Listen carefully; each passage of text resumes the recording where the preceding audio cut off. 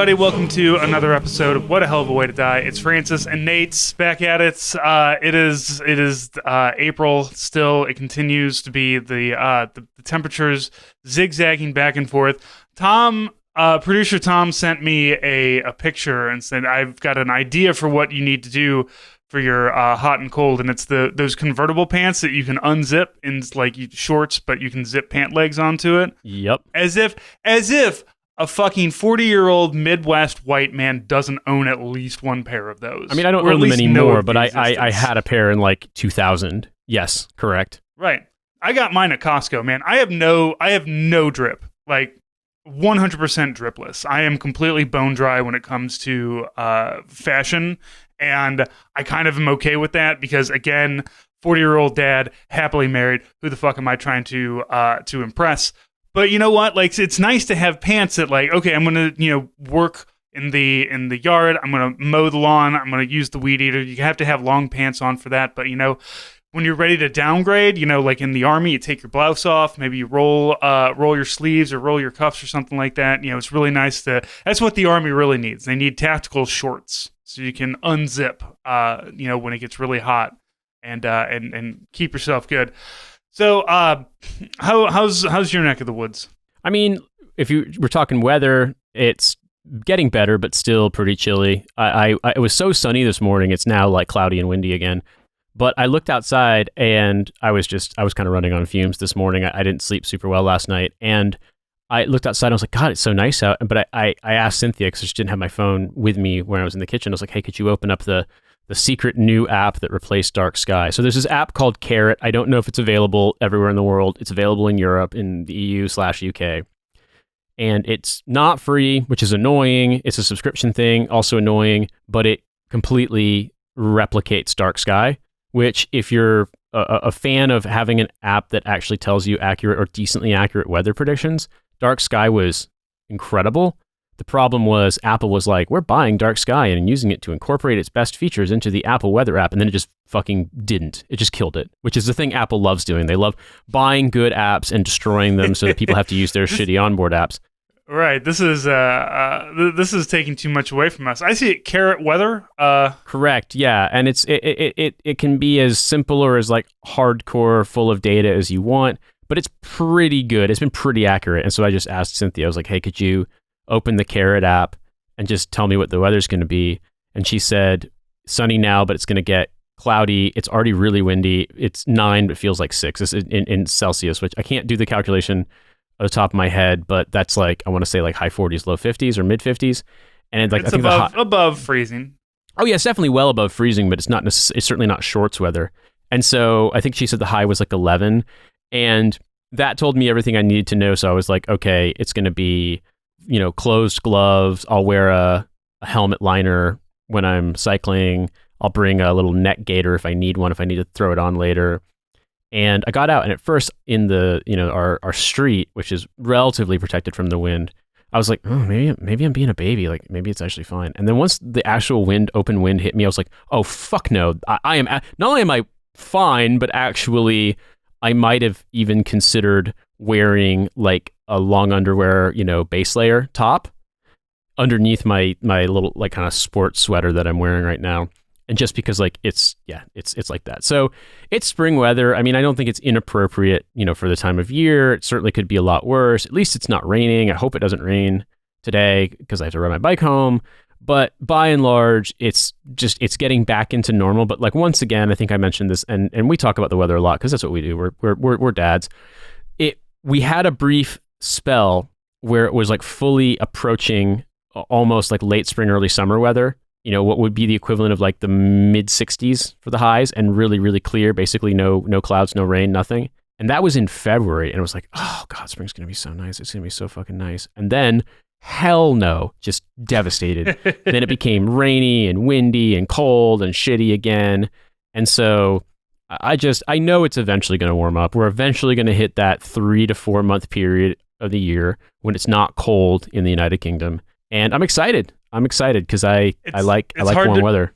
Yeah, I mean, you're a Midwesterner, so like we had like tornadoes and shit a couple days ago, and I had posted about it online, and I saw somebody say like, oh, I just put on my I put all my plants out. I have to bring them all back in. That's what are you doing putting anything out? It's April. Like April, we joke about how people like forget how to drive in the snow and forget how to drive in the rain, but like it feels like some Midwesterners forget how to live in April because like at least every 3 years, a bunch of Midwesterners are just like, holy fuck, I didn't realize it snowed in April. Like it did this 2 years ago. It's always April. April is always the month that punches you in the dick when it comes to gardening. There's a reason why you don't put stuff out until Mother's Day, and that's in May, at least May, because you get exactly what we have now. We have cold. It's not cold. It's not freezing. It's not frosty, but it's fucking annoying. I don't like it. I'm ready.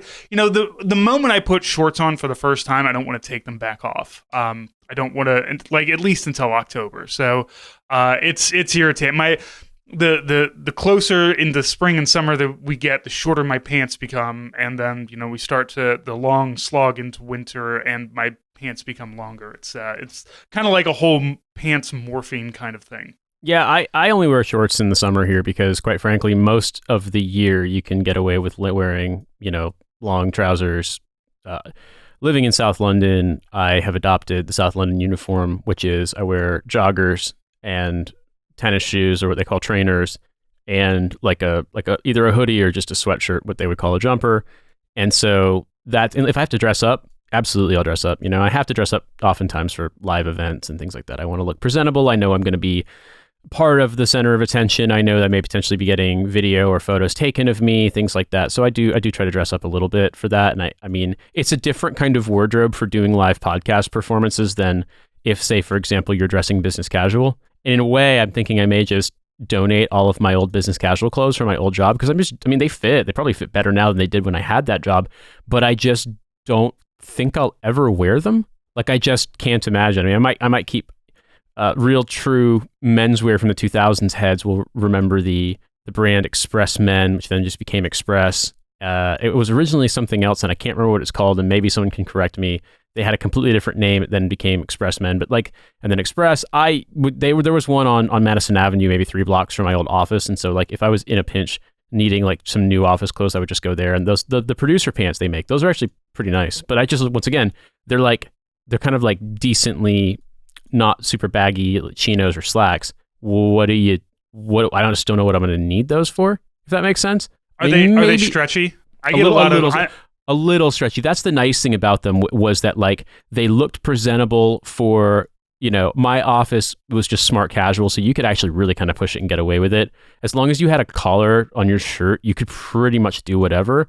Right. And a collar on the shirt and nice jeans, and you can probably get away with it. Yeah, correct. And then, but I'd sometimes wear more formal office stuff like the formal shoes, chinos or slacks and the shirt tucked in. But sometimes I just wear like, a decently pressed plaid shirt and then jeans and nice-ish. I wouldn't wear shitty sneakers. Sometimes I'd wear like white Reeboks when we were doing, or black Nikes when we were doing a video shoot because just my feet hurt. But sometimes you couldn't because you were meeting with, fancy people and you had to look whatever. And so, I this is a long digression, but yeah, man, I don't really wear shorts, and I just wear either jeans or joggers really. And then I obviously have a lot of exercise clothes because I commute so much on my bike. And so, yeah, I'm thinking like, yeah, it'll be shorts weather in fucking June, maybe July, maybe.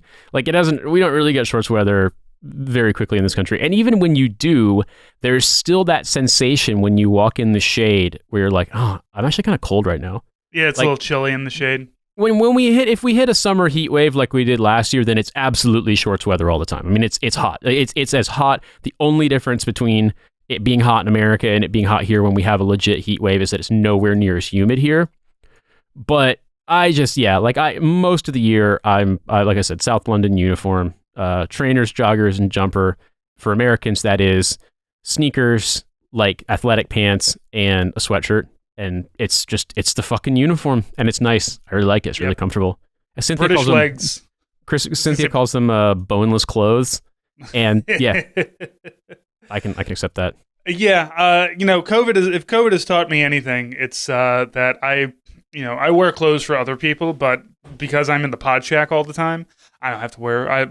Sometimes it gets hot enough. Fuck it, no pants. Who's here? Who's gonna judge me? I am wearing pants currently. Again, it is a little cold this morning, so Don't worry, you're not getting the full Monty podcast from me. It's weird because I sound like such a hoity-toity, sort of stuck up or just like trying to be fancy person in English when I explicitly say, to Americans when I explicitly say I'm wearing trousers instead of I'm wearing pants. But like it is actually a thing that's you kind of learn to say here because pants means underwear here. So like I'm walking around. A fanny pack in England is they call it a very bum bag. Different. yeah.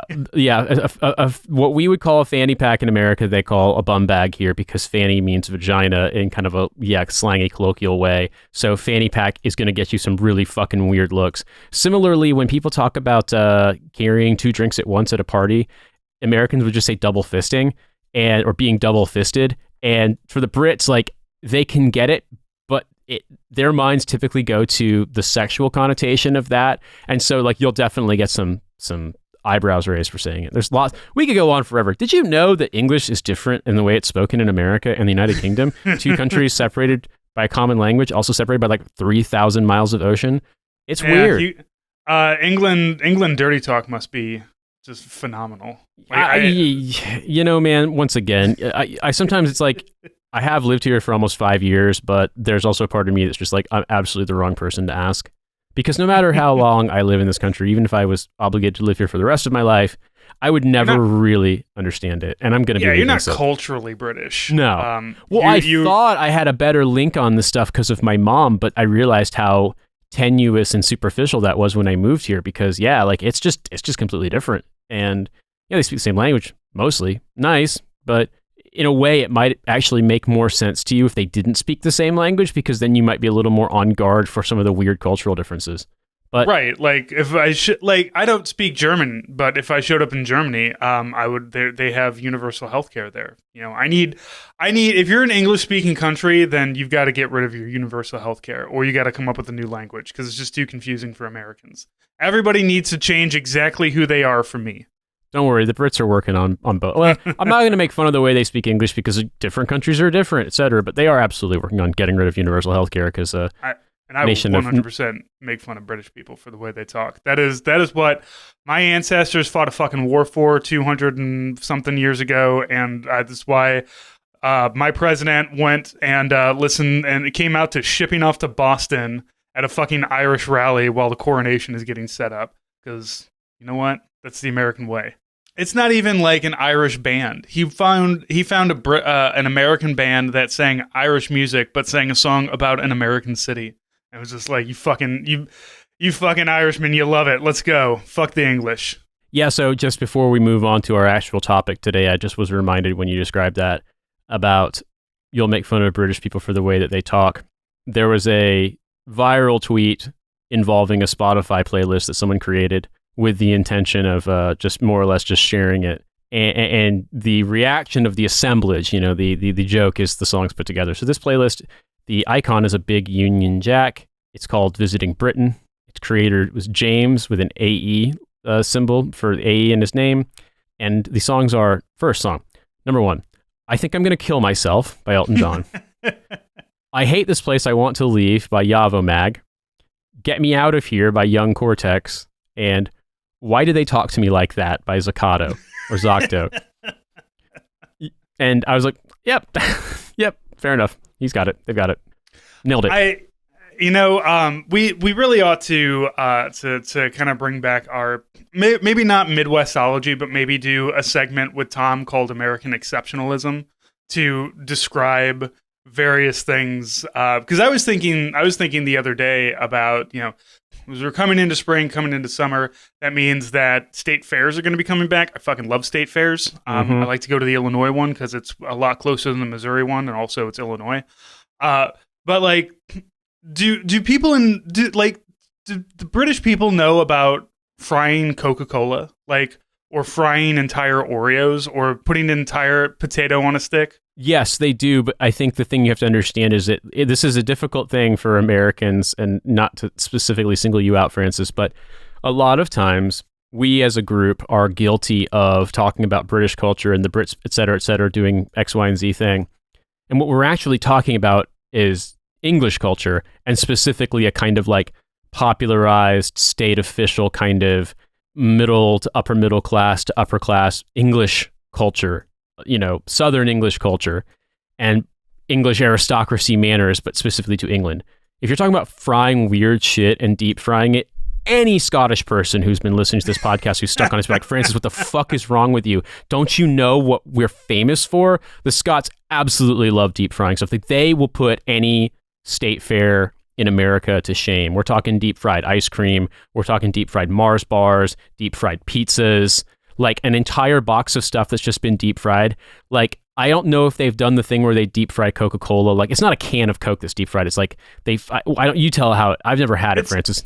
Yeah, it's like it's not like a full ball of Coke syrup, but it is kind of like, it has that consistency. It has and when you fry it, it's not like a ball that you bite into and then with a exterior of crunchy fried stuff. It all kind of mixes in, but the chemistry, the whatever food fucking chemistry that they figured out, keeps it all in one shape so that you can scoop it out and eat it. It's not good. But it is like an experience that if someone is like, hey, for $5, you can have 3 of these Coke balls. And you're like, oh, that's a great deal. And then you get there like, oh, not the Coke balls I was hoping, not the British Coke balls, but the Midwest Coke balls, which is actual soda. But you still go for it because you've already got your $5 out and you have a culinary experience. While there are rides being operated by men who collectively have about 28 teeth. And you like American, the state fair and the entire concept of like the parking lot fair is just incredible to me because it just shows how much Americans don't really give a fuck about the safety of themselves or their children. Just be like, yeah, go ahead, go get on that, ride that I saw a man who has a mullet and wears a tank top wife beater and a pair of Daisy Duke shorts and sandals. I watched a man like that put together a ride for about 45 minutes, taking 3 cigarette breaks during the time. The 4th cigarette break was taken while doing the actual setup. And then just like, yeah, little Timmy, fucking jump on, have fun. Maybe you'll get launched into outer space. Maybe I'll see you later. Who knows? So you do have something not quite the same in the UK. Well, at least I've seen this in London, that you often have what they would call a fun fair in parks in the summertime. And that's pretty common, I think, everywhere. But specifically in London, I live near a very large park in Southeast London. And so there's lots of like fun fairs, carnival style things for kids and for families that happens. But it's the thing about this with a state fair in America is obviously the fact that like so often it's a thing wrapped around agriculture and agricultural products. And then there's just like entertainment events. There's typically like, correct me if I'm wrong, Francis, but a lot of times around the state fair, or at least even at the state fair, they'll also have stuff like 4-H competitions, which is like, I don't know what 4-H stands for, but I know what it is, a sort of like a junior farming kind of thing for your kids and teens to get into farming and things like that. And so that's why you get weird carnival food, but that's like, there's stuff around agriculture. That's why there'll be like rodeos, for example, and things along those lines. And it's just, that's not the case here. Like I never went to the New York State Fair. I'm sure there is one. It's not in New York City, obviously. It's going to be somewhere outside. In Indiana, I did go to the Indiana State Fair. I also went to the New Mexico State Fair when I lived there as a kid, and it was like agricultural products. New Mexico was like big time fucking cowboy shit, rodeo shit, but also like the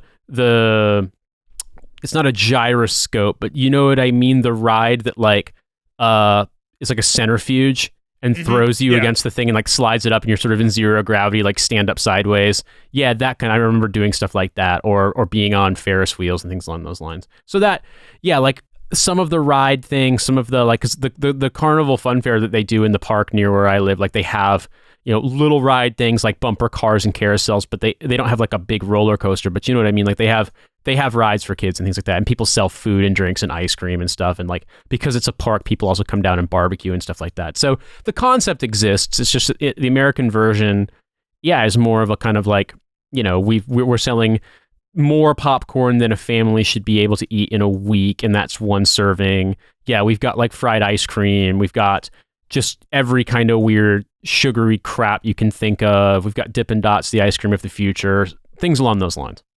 That ice cream of the future sure has been around for a long time. Sure has. I still haven't ever tried it. I like the ice cream of the present, personally. Dippin' Dots pretty good, I think.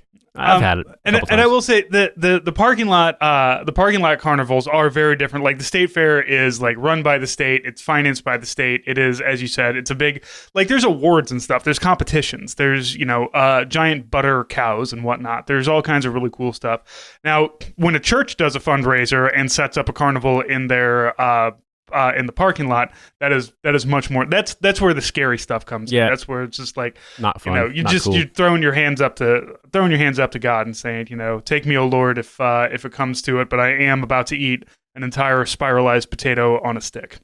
Yeah.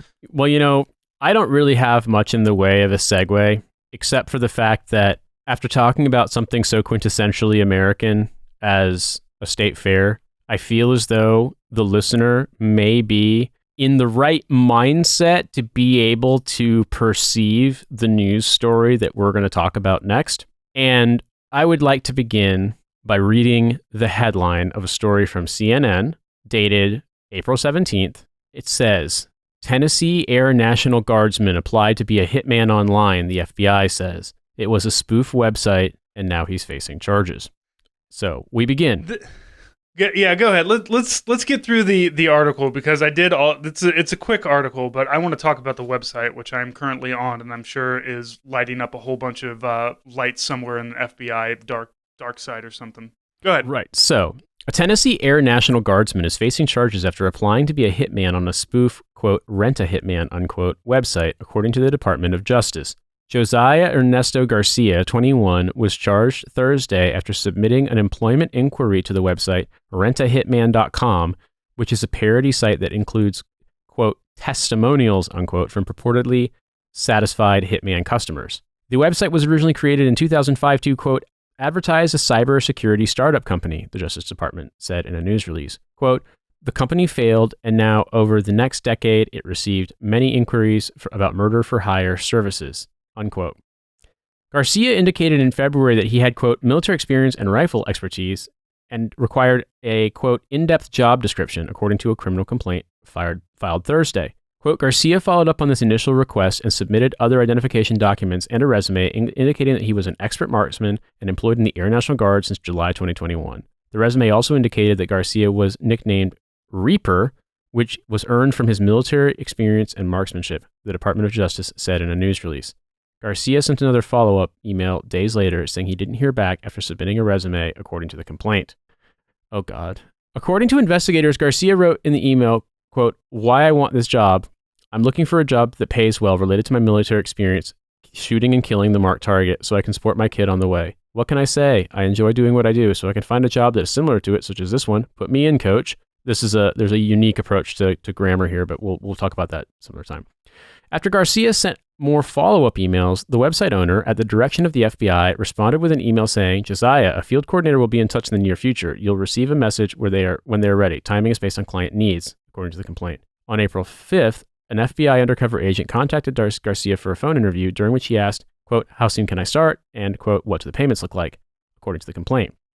The undercover agent asked Garcia if he was comfortable with taking fingers or ears as trophies, or performing torture at a client's request. Quote, if it's possible and in my means to do so, I'm more than capable, Garcia said, according to the complaint. In an in-person meeting with the undercover agent on Wednesday, Garcia, quote, was presented with a target package consisting of photographs and a description of a fictional target's name, weight, age, height, address, and employment information, the complaint said. Garcia was told the target was the client's husband, who was abusive to her, and the client was paying $5,000 for the job with a down payment of $2,500, the complaint said. Quote, after agreeing to the terms of the murder arrangement, Garcia asked the agent if he needed to provide a photograph of the dead body, quote, unquote, according to the Department of Justice release. Garcia was then arrested by the FBI agents who, in a subsequent search of his home, recovered an AR-style rifle. Garcia is charged with use of interstate commerce facilities in the commission of murder for hire. He faces up to 10 years in prison if convicted, the Justice Department said. CNN has been unable to reach Garcia's attorney for comment. Garcia is set to appear in court on Tuesday afternoon. CNN has reached out to the Air National Guard for comment. So you read a different article than I have. I have one that's from Nicholas Slayton from Task and Purpose, and I want to add a couple of paragraphs into this. Sure, go ahead. With the Rent-A-Hitman. So Garcia did not appear to suspect rentahitman.com was not a legitimate site for would-be hitmen. He met with undercover agents on April 6th to discuss the potential murder jobs to see if he was qualified enough for them. The FBI agent asked if he was sure. Quote, "Are you locked in? Is this what you want? Because it sounds like you have a lot going on. You're in the military, you got college, you've got a lot going on as far as good things in your life to kind of get in this world." The agent asked per the affidavit. Quote, "It's a shady world, and I don't want you to have regrets if you come work for us because it messes with your mind, shooting people," end quote. Garcia showed no deep hesitation, saying he was okay with it, though he preferred the job if the jobs took him out of state. In the course of his attempts to sell himself as a hitman, Garcia said that he had earned the nickname Reaper during his time in the National Guard. So when the undercover agent said killing 50 people would be financially lucrative, Garcia said, quote, "That's rookie numbers for the Reaper," unquote. This is an Air National Guard airman, an enlisted guy. This is, and I'm looking at rentahitman.com. It says that it is, so it's not necessarily a honeypot site, but if you're dumb enough to put in a request for, a request for job opportunities, the guy who owns it just passes that shit along to the FBI. So kind of a honeypot, but on the website, very well put together. Rent a Hitman, your point and click solution. We are 100% HIPAA compliant. HIPAA stands for Hitman Information Privacy and Protection Act of 1964. Click below for your free consultation. It has merchandise. It has a place where you can click to donate to, and a lot of different, very obviously fake testimonials. There's a Rent a Hitman commercial from 1989 that's on here as well. So, they've got some history here at rentahitman.com, a website that has come up before. Like, this is not the first time rentahitman.com has accidentally honeypotted some dipshit with the Google machine and just be like, what if somebody wants to rent a hitman? And like, God bless it, the SEO on this thing is just like, have you thought about rentahitman.com? Where it specifically also says the dark web is not safe, but we are. I can't, and there's part of me that's just like, it's really fucked up that the FBI honeypots like people in who are obviously like not mentally all there, not necessarily mentally stable. Yeah, they have like a great big field operation where they just go after, finding like Uzbek American teenagers who work in bodegas in South Brooklyn and trying to like get them radicalized and get them involved in a fake bomb plot so they can, arrest them on federal charges and be like, look, we stopped terrorism, when it's a kid working in a bodega, and they went out of their way to groom this kid into accepting this idea and then going along with it. Like it's entrapment. It's gross as fuck. But exactly. This and is different. This is someone fully taking an I Has Cheeseburger ass mid-2000s website seriously because the design has been updated and it no longer has like a 2005 vintage UI.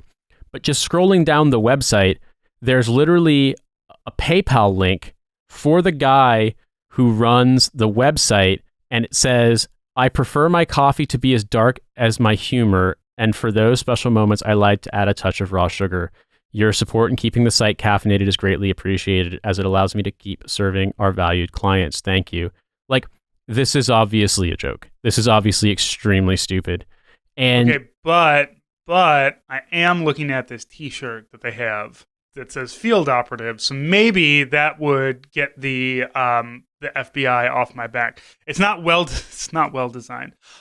People from rentahitman.com, hit me up if you want to expand your merch. I feel like you have something kind of going with this T-shirt, but we can do a little bit more. We can really like juice this up. And again, I'm not here to, go and find people to entrap them, but also if somebody's going to be fucking dumb enough to come to rentahitman.com and be like, I want to kill people for money, I can't help you. I can't do anything for you on that one. I'm just looking at group and senior discounts available. Business is booming and special discount packages are available. Just wait for it. Group, 3 or more. Senior, 65 plus. Spring cleaning. And the final addendum to this discount list, Air National Guardsman. Now, I presume this guy added this after this whole thing went down, knowing that people are going to be visiting.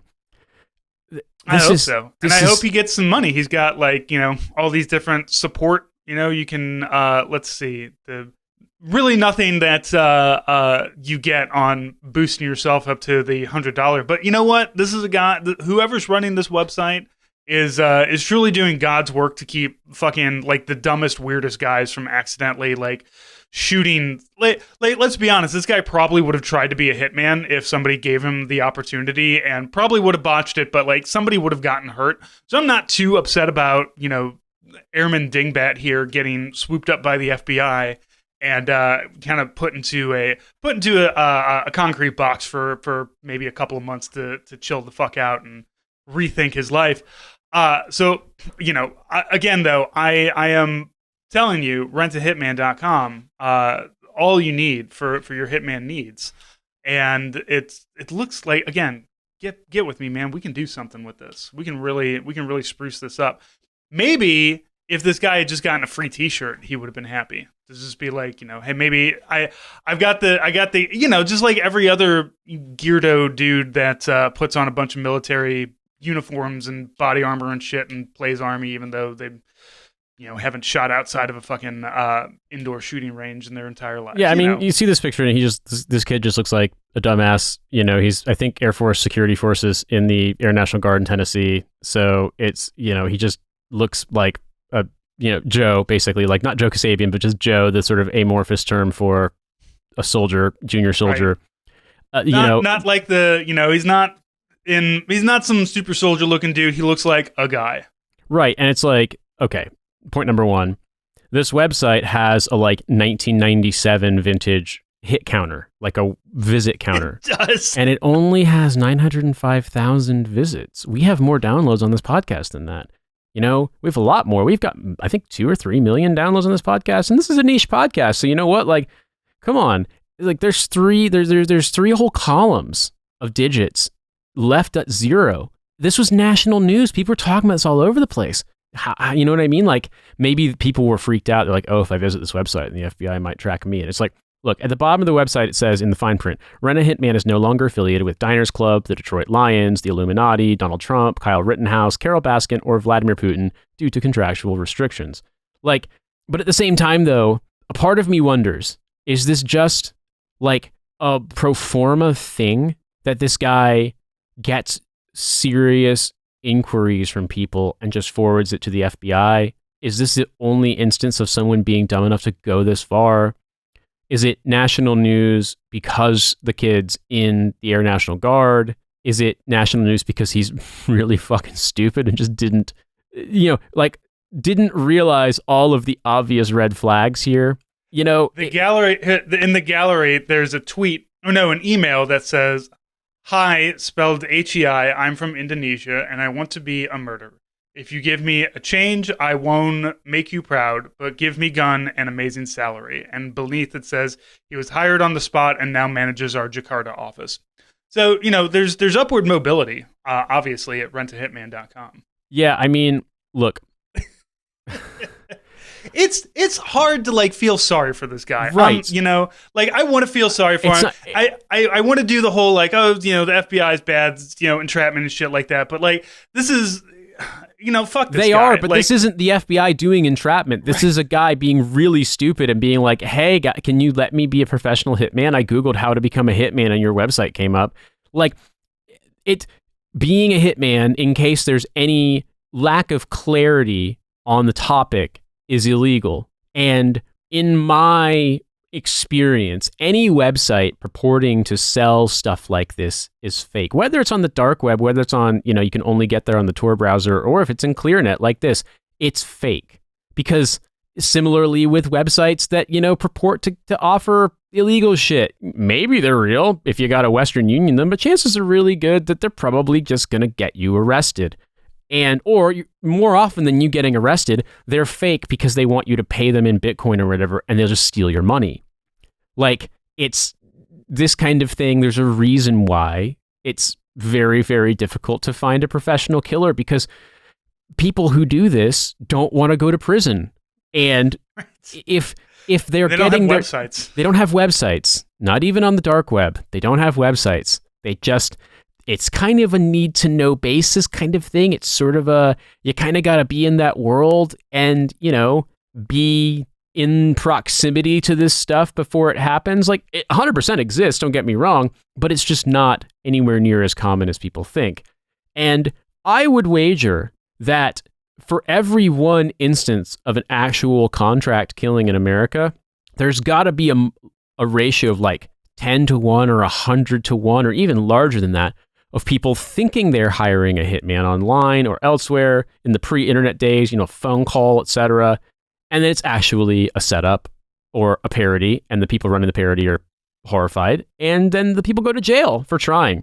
Yeah, like, I feel like if I, for some reason, was in the market for a hitman, there's no way I'd be able to trust anybody. Like, there's no, I'm just going to assume everybody is a honeypot that is trying to, like, oh, you want to kill somebody for money? Don't worry, I'm certainly not with the FBI. And even if you're not, even if you would be a legitimate hitman, just like, no, I will absolutely kill somebody for like $10,000. I can't trust it.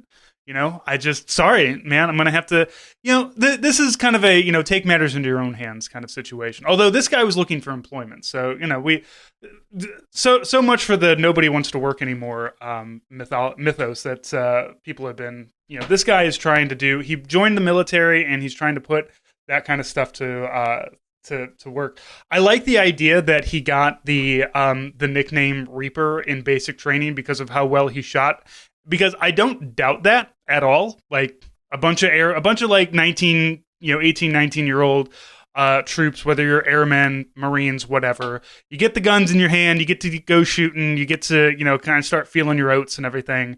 And yeah, if somebody does, it's like, oh, this guy, he got up and got, I don't know what the Air Force has to shoot, but, for the Army, it's 40 out of 40, fucking Deadeye, fucking Reaper here. Yeah, look at him go. And then he just, like, took that to heart when it's like, man, you're shooting green Ivans, they're little pop-up targets that don't shoot back, and you have, like, 3 to 5 seconds before they go back down. You're not the Reaper. You're not the Reaper, yeah. Somebody just called you that, like, you... And you should feel good about, like, yeah, I did it. I'm really good at, shooting my gun because he's security forces, and I guess shooting your gun is what you need to do. But, like, dude let it go to his head a little too fast. And, this also shows why the military needs to get some kind of raise, because if this airman was getting paid a decent wage, not just the benefit packages that come with being in the Air Force, but he's National Guard, so he's a part-timer. Maybe he should have gone active duty, maybe he should have done something, or just, again, maybe there should have just been a better benefits package that he doesn't feel like he has to, hustle on the side. Uber for bullets is basically what this guy is trying to be. And, as much as we do appreciate the rise and grind mindset at times, you're too young to be on the grind like this. You take it one thing at a time. Work at the T-Mobile store. Go to drill on the weekends. Go to college. Become a professional hitman through the correct channels, not just on a website. Yeah. Well, I'll just, and a slight digression, but on topic here to some degree, I suppose. I recently read a book by a journalist named Andy Greenberg called Tracers in the Dark, which is a book about basically how cybersecurity professionals and also, researchers working in information security were able to determine that not only is Bitcoin traceable, it's like so eminently traceable that with enough resources, without a ton of obfuscation being done, and even if you do, it's very, very challenging nowadays, and certainly really in the last about 10 years, it's been challenging for anyone to remain anonymous when they use Bitcoin to buy things online or when they cash out Bitcoin by various exchanges. But one of the things about this book that's really interesting is that the people who went down for big cases, two of them were huge darknet markets, and one of them was a child sex abuse material website. All of the people got caught and they got traced, not just because of, the fact that their Bitcoin wallets were very obvious, or that, there was unexplained transactions, or that like the hash is basically directed to the same place. Like people could figure out that whoever ran this was the person who had this Bitcoin. I mean, and I'm not an expert on it, but fundamentally that they could identify what they thought was like the payment address or the wallet of the person running the website. But the reason why they actually got ID'd and got caught was for like really elementary, stupid mistakes that they made. Like Ross Ulbricht, the guy who ran, Dread Pirate Roberts, who ran a website. I can't remember the name of it off the top of my head, but it was like the very first big exchange for darknet, like for drug markets and stuff like that. He got caught because he had used the same Gmail address in posts, like on forums years prior, and had used the same handle, had used a bunch of the same information. And one of the posts on on the forums, he had talked about like trying to set up, Silk Road was the site, trying to set up something comparable, probably like in the late 2000s, early 2010s. And even though he had gone back and deleted the forum post, what he didn't realize was that someone had quoted it in the forum, and the original text of his post was still there, and it had his information. Like similarly, Alexander Kaz, the guy who ran Alpha Bay, which was like the follow-up sort of big darknet market, got caught in Thailand. He was running it out of his home in Bangkok, and he was like had become incredibly wealthy from doing this. But similarly, he had used his email address in other posts that that he then used elsewhere, like talking about this sort of thing in the general realm of things. He also posted on like a Manosphere website, like basically talking about like you sort of like I'm an alpha and I slay chicks because I'm an alpha kind of thing, like those kind of I can't remember. I think it was Roosh V was the website, but he posted on one of these like not quite incel, you know what I mean though, but like Manosphere websites, like kind of in the general realm of pickup artists, and like they were able to trace a lot of stuff that he posted about. They were able to, once they got an idea of who he was. He also they got tipped off by a guy who had tried, because he was trying to find ways to dump money into things where he could hide it because he didn't know what to do with all this money. He was indiscreet in a meeting with a potential client, and that guy actually tipped off a cybersecurity researcher. I think actually it was a guy who was a field forensics agent at he was a field agent at the IRS, but like in the investigation arm of the IRS that actually does undercover work and does like armed agent stuff. And then the last one, the child abuse website, the guy was hosting a darknet server out of an unencrypted computer, like in his home in South Korea. And in order to have the preview images load on stuff that people would then pay Bitcoin for rather, he was just like, oh, it's going too slow over Tor. So he just had it like the regular ClearNet links to all these photos on his website, and they just pinged the fucking the IP address was this guy's residential connection in South Korea, and there was no Bitcoin washing or any Tumblr and stuff like any trying to like obfuscate the transactions and move stuff around. It was just one address. So basically every single person who paid this guy for this horrible, disgusting shit, like there was a transaction showing they had paid this guy who got caught, and most of those people had just gone to like Coinbase and like done a thing to get Bitcoin to buy it, where they're like, oh, it's untraceable, I'll never get caught, and fucking like they just sign up and show like a photo of their driver's license with their address or like their passport.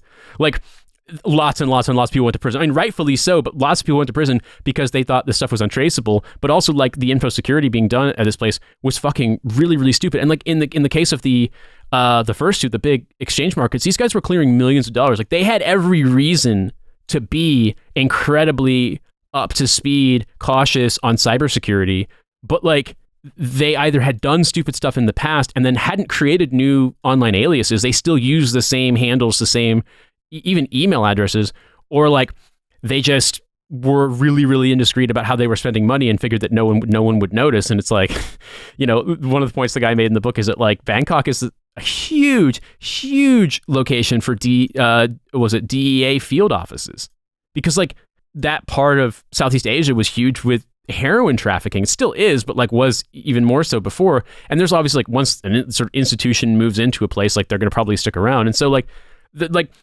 it was actually kind of professionally embarrassing for the head of Thailand operations for the DEA that she's like, wait, this guy is running this fucking website out of like basically not too far from our office. And it took us this long to figure this out. So that's my digression. The book is called Tracers in the Dark. A little bit disturbing, don't get me wrong, about some of the material they're talking about. And I would definitely say like, sort of content warning on that. But like, it's unbelievable how trusting people are of shit they see online, thinking that stuff is legitimate, that it's secure. And it's like, this from working in IT, Francis, like lots of people make stupid mistakes. Like I'm reading another book right now and by a Dutch journalist about information warfare and hacking, but it's translated from Dutch, so it's all examples are all relevant to the Netherlands. I can't say the guy's name, but if you look up a book called "There's a War Going On, but No One Can See It," that's what it's about. information warfare and specifically about hacking. And one of the points in that book the guy made is that, in one case, a teenage hacker basically held, he was able to access and infiltrate like the largest internet service provider in the Netherlands. And the reason was they just hadn't updated software patches on some of their systems. Another one that was even funnier was like a company that ran, I can't remember the name, and I probably better if I don't mention the name, but they were one of the biggest like digital certificate websites for providers to do so that a website certificate could be valid. And it turned out that like, because some of their technicians didn't want to go into the vault where all this shit was held, where all of the stuff was held, like the actual original copies of the keys were held on SD cards or whatever in like this rack of machines. They just ran an Ethernet cable to a laptop that was connected to the outside so they could access the vault that way, and didn't realize that if someone could penetrate that laptop, they could access all of them. And that's what happened. Like the company was completely compromised. Like I think they went bang. That a sale got canceled. A lot of people lost a lot of money. But yeah, it was because some guys just ran a fucking cable because they're like, oh yeah, we have this like nuclear grade firewall to stop people getting in, but like it doesn't restrict anything going out. So we just ran a fucking cable. Like it's genuinely. So like I said, lots of people trust this shit. Yeah, a lot of security. A lot of security gets compromised because somebody doesn't want to do the secure thing. Like, and where I work, we deal with a lot of PII and HIPAA stuff, and our shit is so fucking locked tight. Like, it is like every month there's new. Like, they just locked WhatsApp on our phone, on our laptops. Like, we can't access WhatsApp. I would not be surprised if like within probably another month or so, the way Elon runs shit, that Twitter would be locked out too. My old job, they used AOL Instant Messenger until it got fully discontinued because it was completely unencrypted, and so it was an opportunity to have a text chat thing that wasn't over email because it just predates encryption and it's super easily monitorable. And so, yeah, like our information assurance people would just, they could just monitor any conversation they wanted to as long as it was on the wide area network for, I think that's the right term for it. Like it's not just the local internet, like at the office, but rather the entire company's wide area network. Yeah, the WAN. And so, yeah, like it makes sense. WhatsApp's encrypted. So, Yeah. And I will also say I am often flabbergasted how much people use their work email for like signing up for bullshit on the internet. Like, like my regular email, my regular email is out there. It's been my email for like 15 plus years.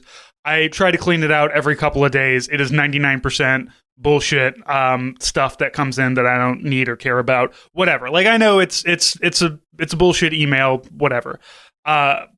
They're free though, guys. You don't have to, you don't have to come in and do the using your work email, because then that's just going to junk up your stuff, and we can read that. Like, I don't read emails. I don't have that access. But like, information assurance people absolutely do. Somebody can. Somebody like the place I worked at before, I absolutely could read everybody's emails. I didn't because they were boring for the most part, but. If you're a person that's not understanding proper security, just don't trust anything on the internet, man. Like, stop. If you want to, if you're gonna go to a protest, leave your fucking phone and your smartwatch behind, because that shit's traceable. If you're gonna become a hitman, don't go to rentahitman.com. You're gonna have to start from the ground up. You're gonna have to start from level one underling in those fucking stupid video games. Level like one crook. Yeah, level one crook, and then you have to be in just a pair of boxer briefs, running around, and then zombies attack you. Just hitting cars with a wrench so money comes out, but then after a little bit of grinding, you can be level 99 crime boss or something like that, and then Hitman will come to you. Yes, and then you will be Lord of Crime. Exactly. Download today. So, Francis, we started doing a little segment on the show called Ask a Dad, where people ask us questions and we give our best dad answers. And last week we had a great question. It was, what's the first moment you realized, oh, damn, I'm the dad here? This week, I've got a couple. These might be quick, so we'll just see how long it takes us. But first one is, are you the type of dad that is obtaining tools, in scare quotes, from other persons, or are you the type of dad that gets their tools stolen by your friends. I'm the latter. People always want to borrow my fucking either my drill, I've got a pretty good. I can't remember the brand off the top of my head. It's not like your classic American ones, but it's one that I bought here. I've got a cordless power drill that works real well, like a hammer drill, and I've also got a socket wrench set that you can, little adapter mounts into it. Not particularly special, but a lot of things, installing a TV mount in the wall, like a Visa mount, putting together some like heavy duty stuff. We'll typically use bolts. That it's much easier to use a socket wrench on a drill than it is to use either. I mean, obviously, like a socket wrench set, like with the wrench itself, is great. But a lot of people wind up just being fucked over. They don't have the right tools. They're trying to get something done. They're just using like an adjustable wrench and just twisting it over and over again, which is annoying. So yeah, people like to borrow that. I mean, I get it back, but there were weeks / months at a time where I was like, oh fuck, someone's got my drill. What am I going to do? Yeah, I don't really have. People don't borrow anything from me. I don't have. I don't want to say I don't have a lot of friends, but I don't have a lot of like people that are around me that come over on a regular basis and are like, hey, I need to borrow something. So I do like end up collecting tools. If I need a tool, like I built a fence 6-8 months ago or so, and I needed a post pounder. So bought a post pounder, and I now just own a post pounder in case anybody needs to borrow it. It's the thing you put the post. Like it was a no dig fence, so you don't have to dig and put the concrete in. You just put the post in, and it's one of those things that it's got 2 handles on it, and you put it over the post and you just whack it down with the thing. So I have one of those. But no, I definitely collect tools. I have a shitload of tools. I continue to collect tools. One of the things I need to do sometime in the near future, now that all my other bullshit like kitchen remodel is done, I need to clean up my area of tools downstairs because I just have so many of them and I don't know where everything is. I do have a tool bag of like, here's all the shit that I need on a regular basis, drill, file, level, measuring tape, various screwdrivers and things like that. But I have so many other tools that I just need to have, like I've got 4 clamps. A lot of that though was also inherited. Like I don't necessarily go out and buy a lot of this stuff, but if somebody's just like, I have these tools and I don't know what to do with it, like fine, I'll just add this hammer to my hammer bucket that has 7 other hammers in it, but they're all different hammers. Like I have, like 2 claw hammers. I've got a rubber mallet. I've got a ball peen. I've got, I got a couple. I don't just have a bunch of like the same tools over and over. If I'm getting another screwdriver, it needs to be different from the other screwdrivers. It needs to have a reason for it. So, yeah, I understand. I mean, for me, and like I think in a similar vein, I need to pare down my tools because I've got a lot of stuff that just my dad gave me. But my dad's primary DIY stuff is he does like woodworking and carpentry. And so he's given me a lot of things that they look cool, but I'll never need them. Like a Japanese saw that 100% looks like a halberd, or like a little hand coping saw, stuff right. Along those lines. Like things that are great for doing some stuff with carpentry, but like I'm never going to use it for just the random shit that I need to fix around my house. I do have a what's it called? A big hand saw, and I have actually found that it's been repurposed. I basically don't ever use it to cut wood. But what I did do was just cleaned it with boiling water and rubbing alcohol and sanitized it. And then I've actually used it to saw bones when I'm cooking like soup. Say, are we getting to the Civil War fucking era medical science here? Yeah, I learned it on rentahitman.com. No, I made a soup and I needed like a cut of meat that's, I can't remember off the top of my head, but it was beef, and it was to make Lanzhou beef noodle soup, the like northern Chinese beef noodle soup. And whatever, I can't remember off the top of my head if it was like a shoulder or something like that. But the cut I got was like what the guy had, and it was basically 3 kilos, including the bone, and that was too much. So I was like, well, I'll cut it in half and put half in the freezer and use it for something else, and then use the other half for this dish. And yeah, I mean, after trying, I have a kind of a bull. I have a nice cleaver, and I also have kind of like a bullshit old cleaver that I don't care about. And I tried the bullshit cleaver on, and it just was not making any progress. I'm like, this literally is not going. I cannot break this with a cleaver. This is an huge animal's bone. So I just got sanitized the saw and fucking sawed it, and it worked great. Took care of it, and then just did the same kind of process. Like I said, hit it with a soap and water brush, hit it with boiling water, and then hit it with rubbing alcohol. Just clean it so there's not like any animal fats, etc. on it. Yeah, but so I have like some tools, they've come in handy periodically, but yeah, most of them I probably need to get rid of. And I have some clamps, but I've not necessarily found that even using clamps, that my own attempts at like furniture wood repair last very long, even with clamps and Gorilla Glue and like leaving it aside for a week. Like it just doesn't seem to, it never seems to last very long. And maybe I'm just not born to be a carpenter.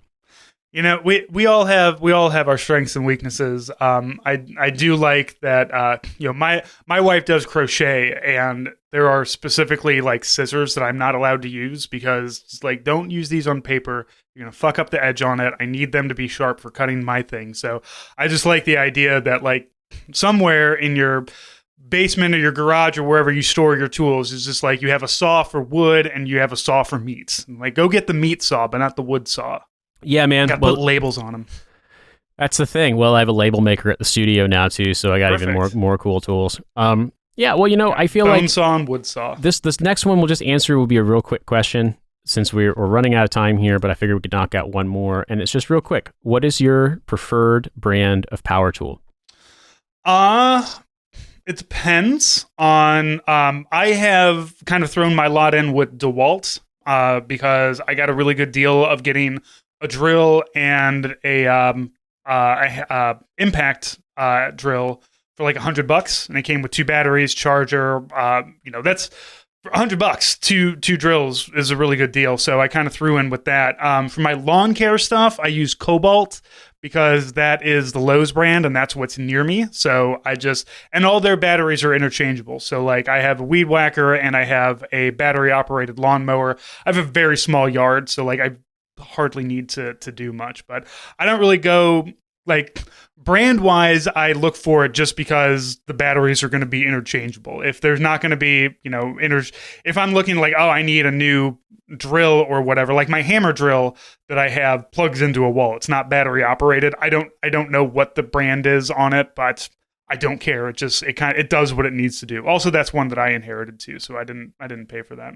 How about you? I have negative association with DeWalt because being in Afghanistan and trying to charge DeWalt tools on generator power when stuff is inconsistent, like it's endlessly frustrating. That's not DeWalt's fault. It's right, but like I said, also Milo has an old DeWalt drill that definitely needs new batteries, but it's been inherited, and so we just charge the batteries, and you get about 20 minutes of life out of each one for doing hammer drill stuff. And that leads me to my next point that finally Tom will be editing this, and Tom was there, so he understands entirely how frustrating it was trying to install acoustic paneling into a concrete ceiling, because obviously the big acoustic panels, you know, built with brackets, and you have to install the fittings, the anchors into the concrete ceiling. And so I finally just threw in the towel, and I was just like, to Milo, I was like, dude, this drill's not going to fucking cut it. Like, we've been working at this one hole. We need to install 4 holes per panel. I think we had 6 panels to put up in that room. And one hole has been like 30 minutes, and I'm smoked because the only way I can get through it is to like work down each, like from size smallest to the size we need, you know, tiny hole, then slightly bigger hole in the same place, and just continue, because like it just doesn't have the torque. Even if the bits are correct, it doesn't have the torque to handle drilling into concrete. And so Milo went out and bought a Bosch SDS drill, and fucking absolute game changer. It looks like a submachine gun. It's huge, it's heavy, it's loud as fuck. SDS bits fit in a certain way that's really, really secure. And yeah, man, I think like I said, it took us like 30 minutes to drill one hole, and I think it took us 20 minutes to drill all the remaining holes for all the other panels. Like, well, yeah. Yeah, my hammer drill, I tried to, when I ran more electrical in my basement, and, you know, I have an unfinished basement, so there's not, like, walls that you can set the outlets into. You just have to, like, fasten them to the concrete, and my hammer drill was I was trying to drill into the foundation, and it was just a kind of a no-go. So Gorilla Glued it and called it good. They don't, you know, at some point in time, I do hope to do finishing in the basement, so the outlets are already there and I won't have to worry about it, but it is you do need some special stuff to drill through concrete, and I don't have that anymore. Yeah. Also, probably drilling in my foundation, not a great idea. Maybe not a great idea. You know, maybe there's a structural engineer listening to the show who's just dying. They're just like, fuck God. Yeah, just a screw. I'm not trying to. I know. It's I'm sure it's fine. It's like, I don't know. Maybe it isn't. Maybe it isn't, but like it's a big pad of concrete that's probably, I mean, considering that your house is not new, like it's been set for decades, I'm sure it's fine. it's not the same as like the guy who's like, oh, I made this nice little workshop office space for myself by cutting out all of the fucking like ceiling joists or like the roof, like the roof joists and just like basically like Jengaing my entire house.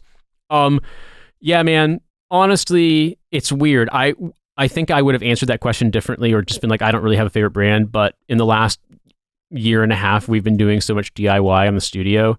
And I have just like had to, I've become a fan of certain power tools. I've learned, I've gotten very intimate with how some of these power tools work and, you know, certain processes. And yeah, so for me, Bosch, because they make that SDS drill and it's cool as hell. I also think we have a Bosch, we have some other Bosch appliance. I think it's our fridge and it's pretty nice too. So thumbs up to the Germans on that one. The handyman that I usually hire uses all Milwaukee. Yeah, I have some Milwaukee bits, and they've done real well for me. But I don't think I don't know. I bet you can get Milwaukee because like basically every brand is fucking massively global now. But yeah. I just haven't seen it. And when you get on Amazon or you get on Toolstation or Screwfix or Accu or any of like the sites where you would buy stuff in the UK, like it's just you get what you get. So. As I said, knowing this from browsing yesterday and having to buy a washer and a flat screw to fix the lacking hardware kit on a replacement disabled toilet seat because this studio had a disabled toilet and the seat, someone dropped the seat too hard and it fucking cracked. And if dude sat down to pee or to do number two, they would wind up fucking like almost cutting their dick on the sharp edges of the broken toilet seat. So finally I said, okay, I'm getting a new one. And yesterday, that was my DIY project, learning all about how to install a disabled toilet and also removing an old broken disabled toilet seat that was installed when this building was built in 1997 and had a quarter century of piss behind it. It was disgusting. Easily one of the grossest fucking DIY jobs I've ever done. So you know what? I'm good. I just tell myself, like, if someday I become a parent, I'll probably deal with grosser things when babies have blowouts. So you know what? I'm prepping myself. Yeah, blowout's not as bad as 25 years of piss, though. That sounds like a punk bit. It sounds like the Clash's get back together album. Well, it'd be kind of hard because Joe Strummer's dead, but I would say that. Look, so is Lane Staley, but fucking Alice in Chains is still touring. Well, the last thing I'll say though is that there also was 25 years of dust because this gross little sort of like fiberboard MDF box they had built around the plumbing fixtures and piping hadn't been moved since then either. So not only was there 25 years of piss caked on and all this gross shit, I cleaned it all before I started touching anything. I was like, fucking, this is disgusting, but I'm going to have my arm in here somewhere. Like, I really don't want to get 25 years of piss rubbed all over me. There also were spiders. There were toilet spiders in that little box and I was just like, toilet spiders sounds like something a 9-year-old would come up with. This is so fucking stupid, but that's my life. I'm Mr. Fix a Toilet. England remains unmatched. Yeah. Thank you, everybody. Thank you, everybody, for listening to us talk about 25 Years of Piss. Are the name of our upcoming album. That's the new Jonas and the Clogheads album. Johannes Vonk and the Clogheads. No, I think hopefully we won't be singing about 25 Years of Piss. I feel like in a Dutch context, that's going to be really horrifying. Thank you, everybody, for listening. We have, if you like this, you want to hear more, we have lots and lots of bonus episodes. Some of our recent stuff that's up. Carrie, as you know, Shocks online. He and I have been watching various episodes of MASH because we're old, and that's the kinds of the opening of MASH makes our brains feel all nice and squishy. So we talk about that. We talk about Deadwood with Joe. We talk about, we've got 33rd County. We got all kinds of bonus stuff. We got a little something for everybody. We don't just keep it as just like, here's your bonus. It's the same thing over and over. So if you like that, if you like this and you want to take a look at some other things, patreon.com/hellofaWayToDie. $5 gets you 6 years of backlog. And if you think like, man, there's this other, like, I wish I had some merchandise. Guess what? We have that too. hellofaWayToDie.com. Always updating new stickers, patches, whatnot. Hopefully rentahitman.com contacts us and we can come up with a merchandising kind of patch, sticker, t-shirt promotion. We'll see. Although if rentahitman.com emails me, I'm going to immediately think that's a honeypot. So I don't know. Maybe it won't work out. Simply won't be responding. But thank you so much for being a listener. And Francis, we'll speak to you next week. Talk to you next week. Bye. Zoom, zoom, zoom.